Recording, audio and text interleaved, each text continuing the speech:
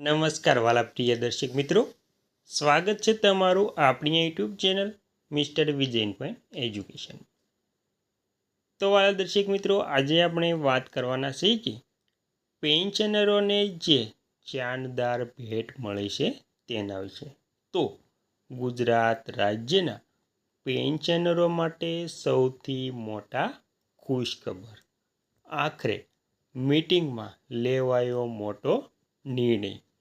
પેન્શનરોને મળી સૌથી મોટી ભેટ.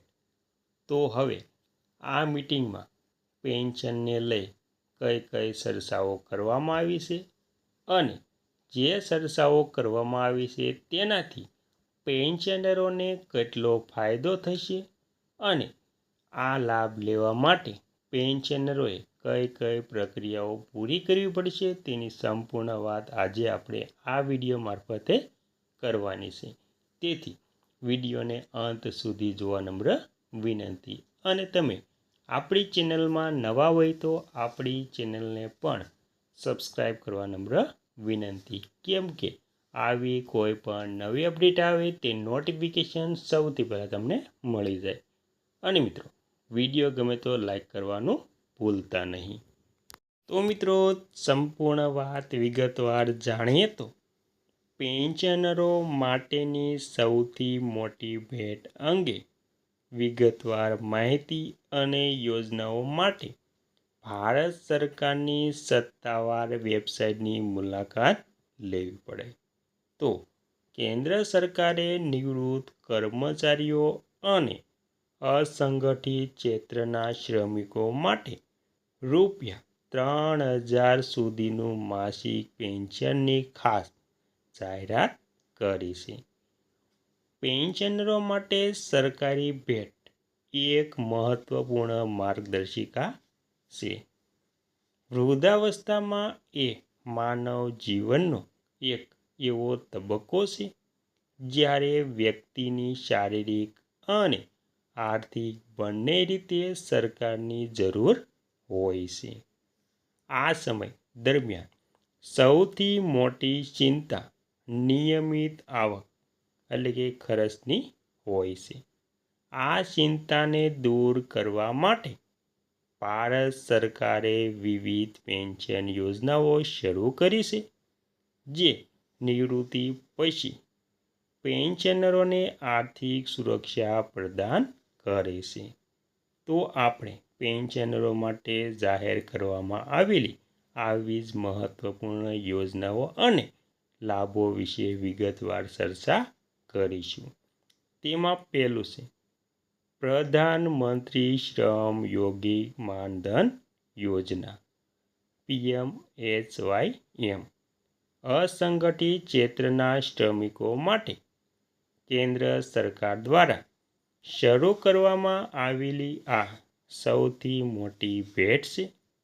આ યોજનાનો મુખ્ય ઉદ્દેશ એવા લોકો માટે જેઓ ફેક્ટરી, કંપની કે સરકારી નોકરીમાં નથી. પાત્રતા. આ યોજના લાભ લેવા માટે અરજદારની ઉંમર 18 થી 40 વર્ષની વચ્ચે હોવી જોઈએ. શ્રમિકો, શેરી વિક્રેતાઓ, રિક્ષા ચાલકો અને મજૂરો આ યોજનામાં જોડાઈ શકે છે. પેન્શનની રકમની વાત કરીએ તો આ યોજના હેઠળ લાભાર્થીને 60 વર્ષની ઉંમર પછી દર મહિને ₹3000નું નિશ્ચિત પેન્શન આપવામાં આવે છે. ફાળો. યોજનામાં દર મહિને નજીકનું પ્રીમિયમ ભરવું હોય છે, જે ઉમેદવારની ઉંમર પર આધારિત છે. સરકાર પણ તેટલી જ રકમ ઉમેરે છે. તેમાં નેશનલ પેન્શન સિસ્ટમની વાત કરીએ અને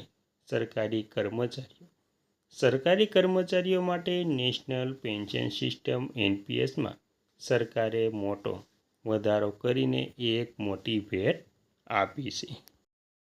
અને ત્યારબાદ સરકારી યોગદાન. 1 એપ્રિલ 2010 પછી જોડાયેલા કર્મચારીઓ માટે એનપીએસમાં સરકારનું યોગદાન 10%થી વધારીને 14% કરવામાં આવ્યું છે. સામાજિક સુરક્ષા. આ વધારાથી કર્મચારીઓના નિવૃત્ત ફંડમાં મોટો વધારો થશે અને વૃદ્ધાવસ્થામાં વધુ સારું પેન્શન મળશે. ત્રીજું, ખાનગી ક્ષેત્રના કર્મચારીઓ માટે ઈપીએસ 95 યોજના. ખાનગી નોકરીમાં પ્રાઇવેટ જોબ માટે એમ્પ્લોય પ્રોવિડન્ટ ફંડ ઓર્ગેનાઇઝેશન દ્વારા ઈપીએસ 95 યોજના ચલાવવામાં આવે છે. લાંબા સમયથી લઘુત્તમ પેન્શન વધારાની માંગ ચાલી રહી હતી. મિનિમમ પેન્શન વધારો. સરકારે લઘુત્તમ પેન્શન રૂપિયા 1000થી વધારીને રૂપિયા 3000 કરવાની તૈયારીઓ કરી છે. આનાથી ખાનગી ક્ષેત્રના નિવૃત્ત કર્મચારીઓને મોટો ફાયદો થશે. ટેક્સની વાત કરીએ તો તેમાં નિયમો અનુસાર પેન્શનની અમુક રકમ પર કર મુક્તિનો લાભ પણ મળે છે.